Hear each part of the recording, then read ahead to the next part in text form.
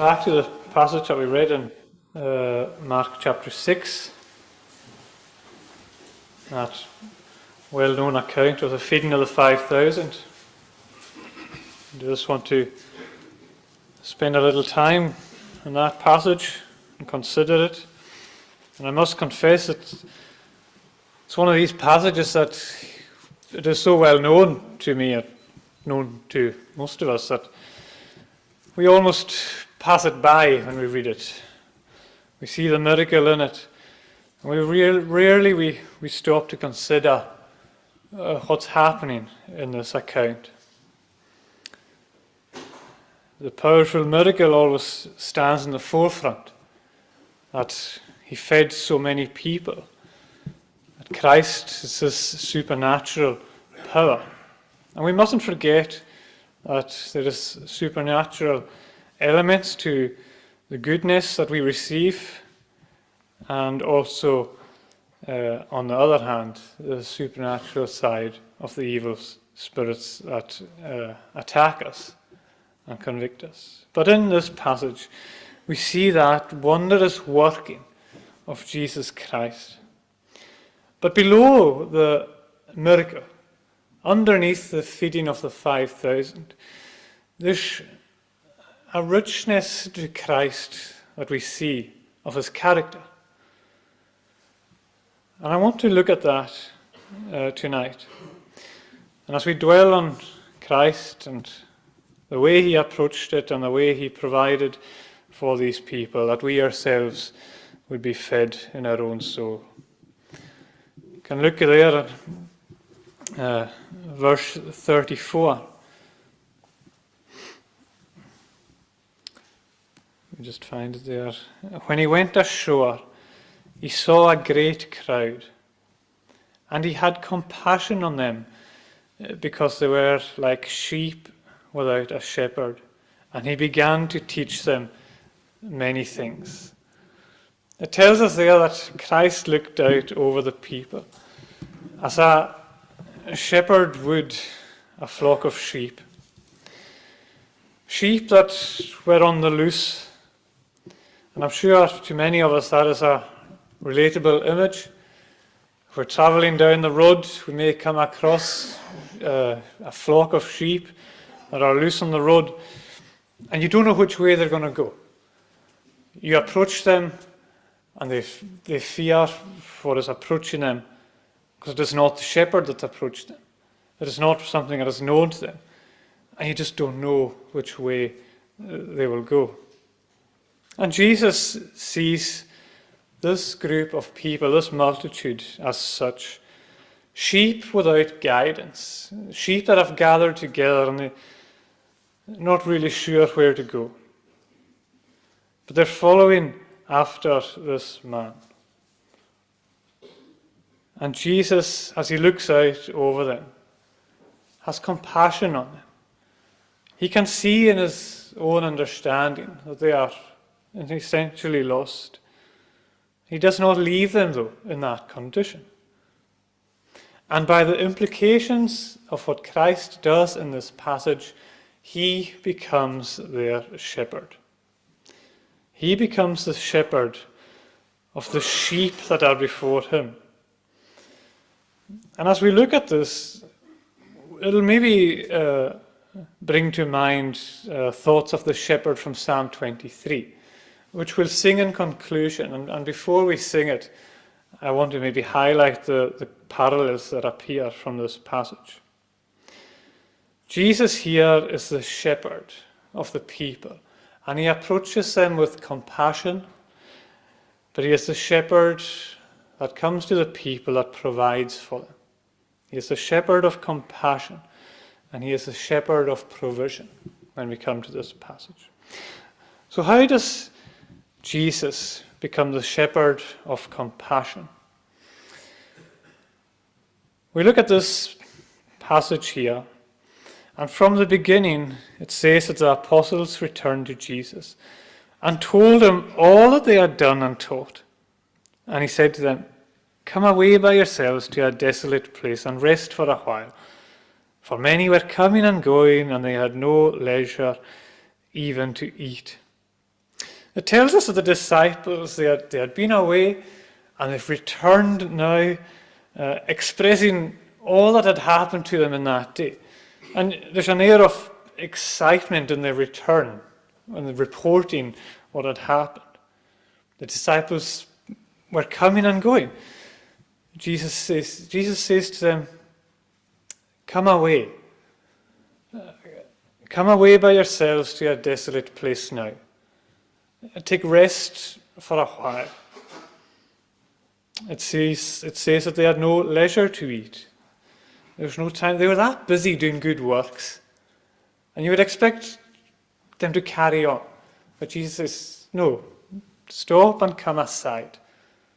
Come aside and rest. Come aside and review, and then you'll be ready to rise again. That's what we had a couple of weeks ago in church. That's what we do when we come together here. We take rest from our labours of our week.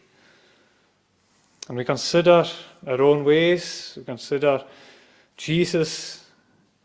And we're strengthened by gathering together and giving our praise and thanks to God.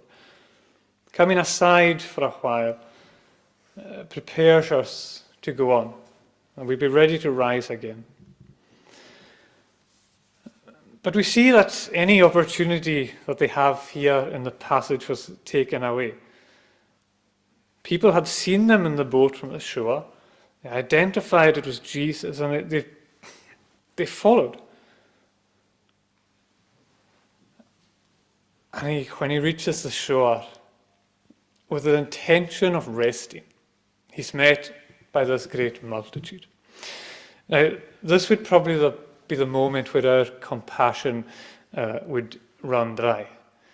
We had been busy, tired, hungry, wanting to take rest, but we are met by people who have been following us and wanting to hear new things from us.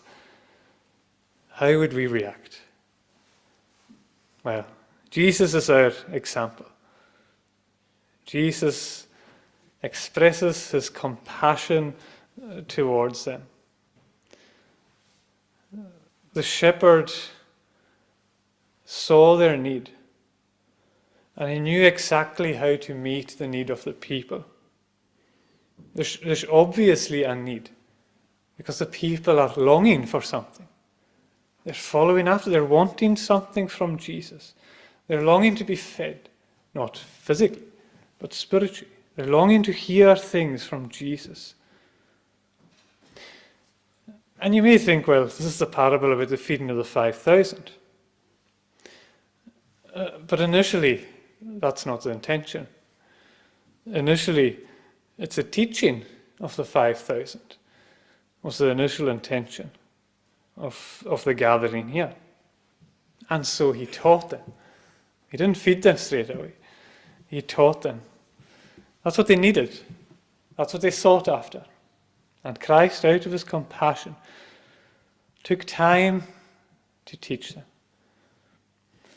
See the shepherd and the compassion that he has. It's completely selfless in his giving. In our account, he sought to rest. He never got any till later that evening. But regardless, he does not avoid the people. He does not turn his back on the people. He does not turn a blind eye to the people. But rather, he goes towards them. He approaches them willingly, stepping into and up to the role of the shepherd to lead the people, who in his eyes were the sheep without the shepherd. He would be that shepherd figure for them. And his compassion, it's something we can come back to again and again. And I think we gain when we do so. The description of it in the dictionary is, I love it. It says, when you consider Christ, it says, a feeling of deep sympathy and sorrow for another who is stricken by misfortune, accompanied by a strong desire to alleviate the suffering. Christ knew their need. And he knew exactly what they needed. Christ, he knows more than we do of ourselves, and how our own sin has left us stricken. So also he knows how lost we are without him. And so more so he knows what is needed to alleviate us from that condition of being lost, of being trapped and stricken by sin in our lives. He knows what is needed to alleviate our suffering. Not only does he know, but he understands and is capable of meeting the need. And he is willing to do what is required to alleviate it. This is true of the sin that is in our lives lived out, and it is true even of the sin that leads to death. Jesus knows our need and is willing to provide a way that will set us free from being stricken by that power of sin.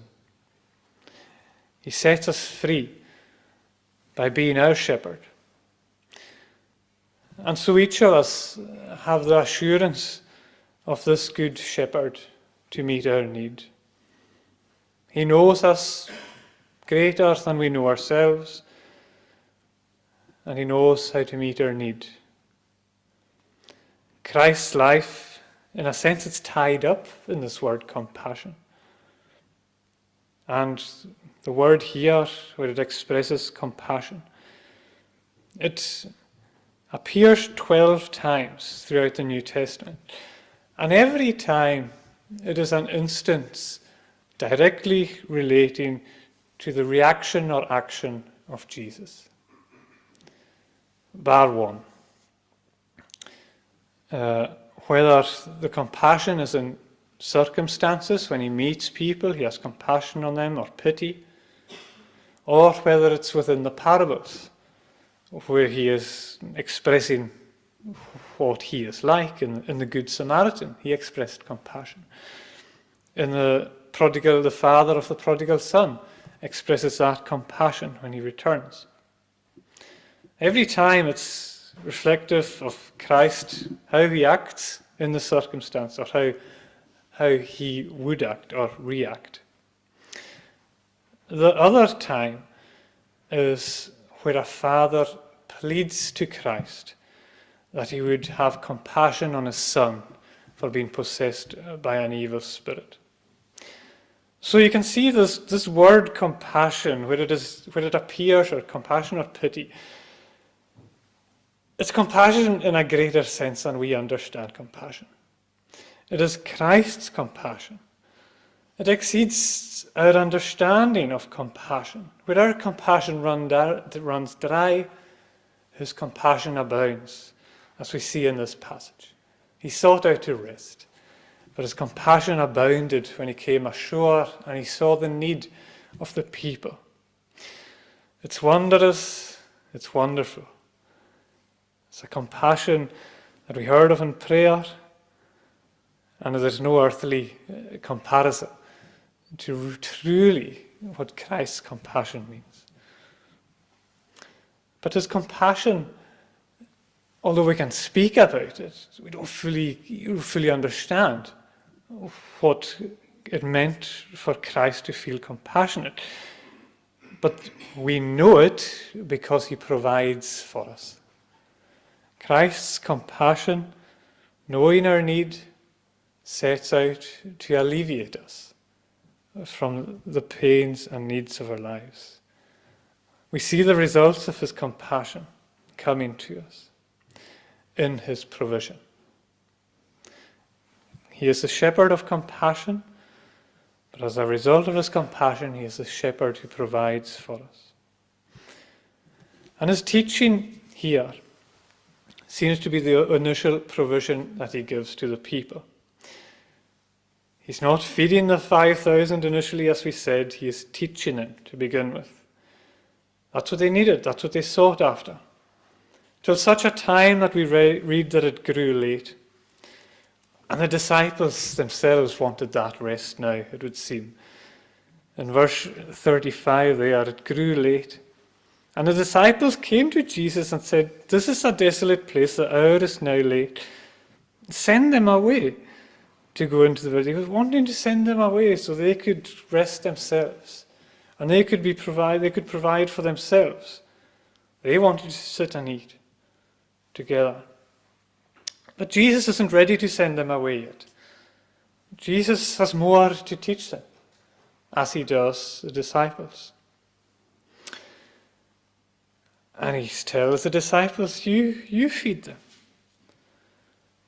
And they will ask, "Well, how can we feed them? Do you want us to go and buy 200 denarii worth of bread and give it to them to eat? This cost would be near on a year's wage for one person." If we understand this passage correctly, it's the number far exceeds 5,000. We're likely talking about a figure of 10 to 15,000 with all the women and children gathered. So you can see the massive amount of money for them, as we would compare it in our own standards today, to feed a similar number. It's a vast need that is set before them, and it's almost impossible for them to meet that need. So Jesus says to them in verse 38, "How many loaves do you have? Go and see." So they went and found out and said, five loaves and 2 fish. And he commanded them all to sit down in groups on the green grass.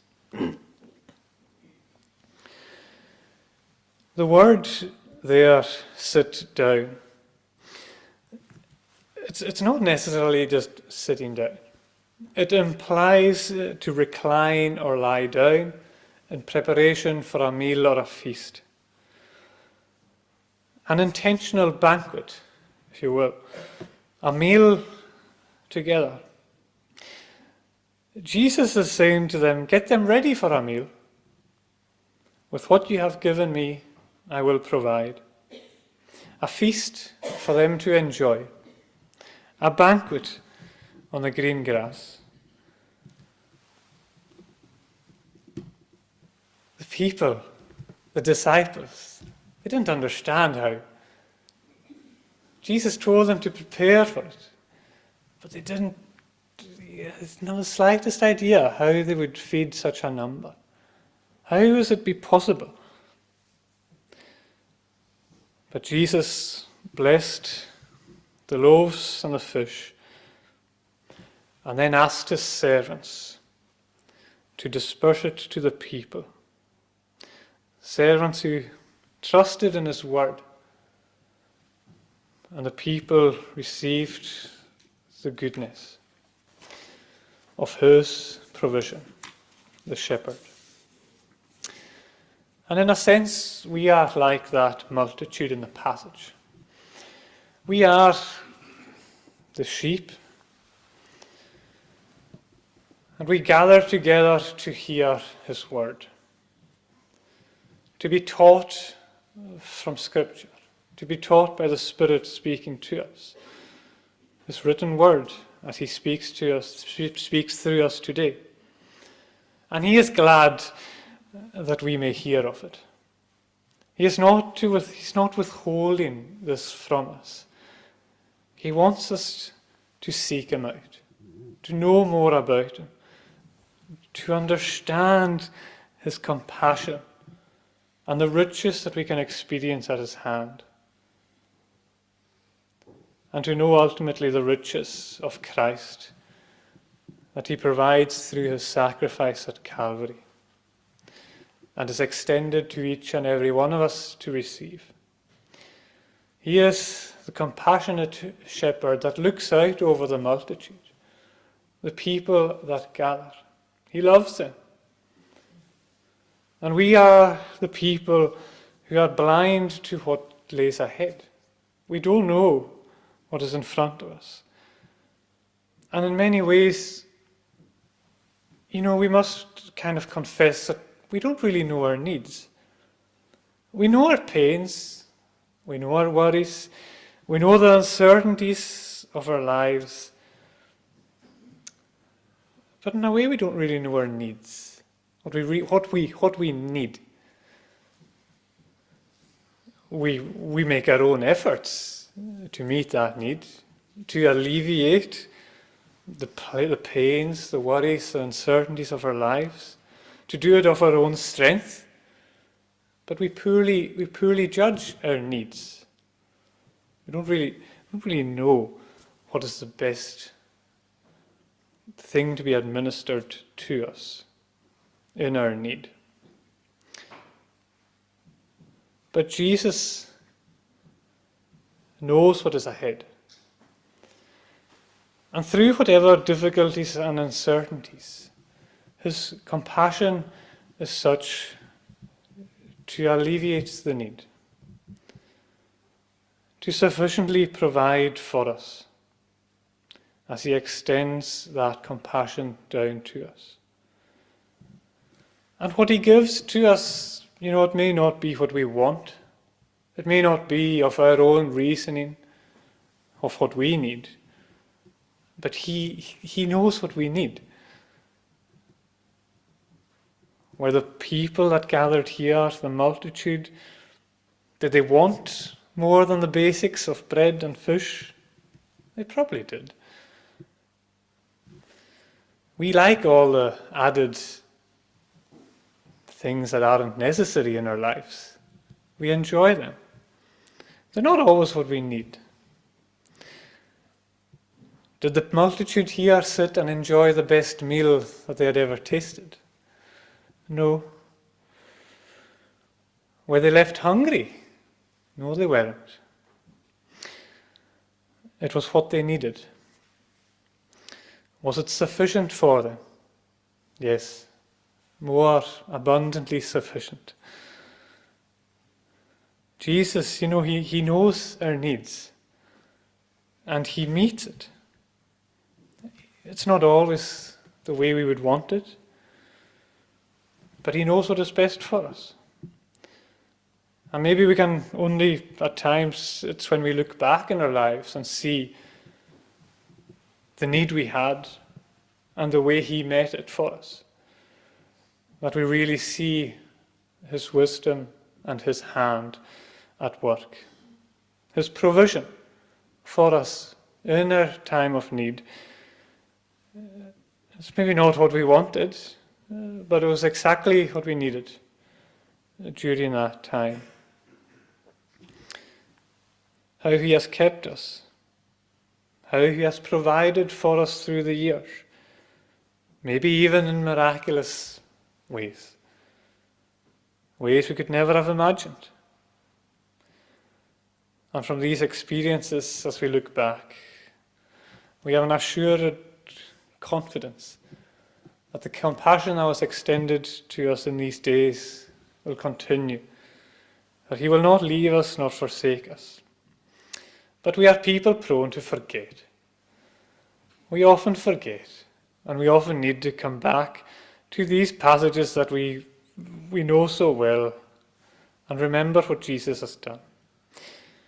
We forget what Jesus has done for us in our lives, and we must come back and remember how he led us through these uncertainties.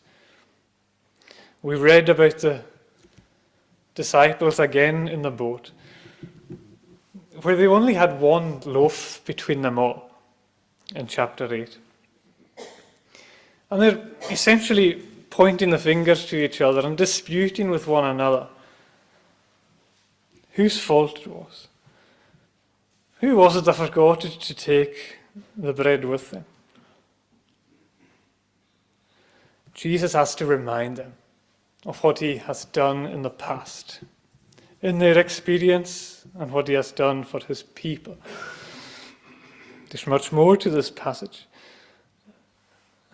but they're arguing over one loaf. They've seen Jesus provided in miraculous ways in the past experience. And Jesus is asking him, when I fed the 5,000, what did you bring? And what did you leave with? That other kind, when he fed the 4,000, what did we have? What did you bring to me? What did you leave with? Who did I feed? Was there more than enough for you? Did I abundantly provide for you? And they were saying, well, yes, every time. They were saying, we had baskets full. My basket, each of them in this account, each of them were fed. Each of them left with a basket of bread. The bread that they began with was just 5 loaves. Between so many, it would have been nothing. But Jesus provided abundantly for them. Now, in our own lives, we may feel like we have so little.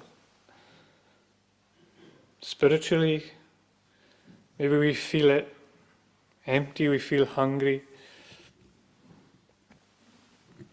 Maybe you feel like you've got less than you ever had. Maybe you feel like you've got 1 loaf. You feel so bare. You feel so unprepared. You feel so unprepared for what lies ahead. But he's saying, remember what I've done for you. Remember how I've provided for you to this moment. Stop reasoning by worldly ways. Turn and follow me. Trust in me. I love you, and I extend my compassion to you, which will not fail you. I will not leave you hungry, and I will sit you down at my banqueting table to enjoy a feast with me. And ultimately, this is the Christian's hope. And though we have often failed to trust in Jesus, we have often reasoned by our own understanding, we try and figure it out ourselves, he still does not abandon us. It is good for us to remember what he has done for us, and how he has extended his compassion to us, how he died on the cross at Calvary for us. No greater love has any man, that he would give his life for another. This is the self-sacrificing good shepherd, who stands in all comparison to all other shepherds in this world that lead us astray. He leads us in the right way. In certain ways, in assured confidence that if we trust in him, we will be provided for in this life and the one to come. By his hand and by his power, he will meet our need. He will alleviate us from the power of sin, even the sin that leads to death. He will take us from that. And even in the experience that we are also familiar with, and leave such a personal scar in our hearts, he will be with us through that.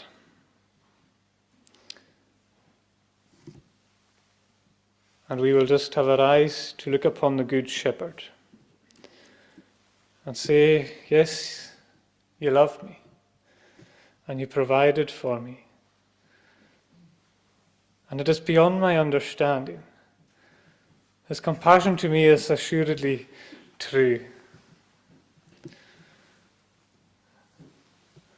It was his desire to alleviate my needs and to alleviate from your needs, to rescue us from death and abundantly satisfy our souls, satisfy the needs. The multitude were craving something.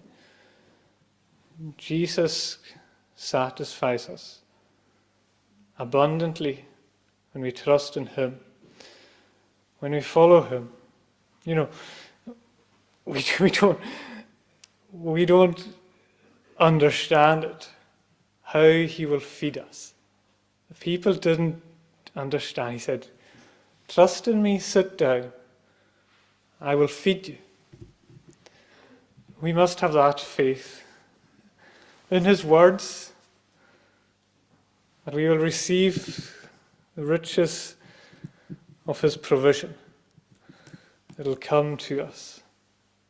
No greater riches than when we are welcomed into His presence, to be at peace with Him. Sing Psalm's version of Psalm 17 says, and expresses that, but I in righteousness your face will surely see, and with your likeness when I wake, I satisfied will be. But I in righteousness your face will surely see, and with your likeness when I wake, I satisfied will be. The one who has provided for us and will satisfy us when we are in His presence and in His likeness. We are in heaven, an eternal rest with Him. Can we turn to Psalm 23 together in the Scottish Psalter?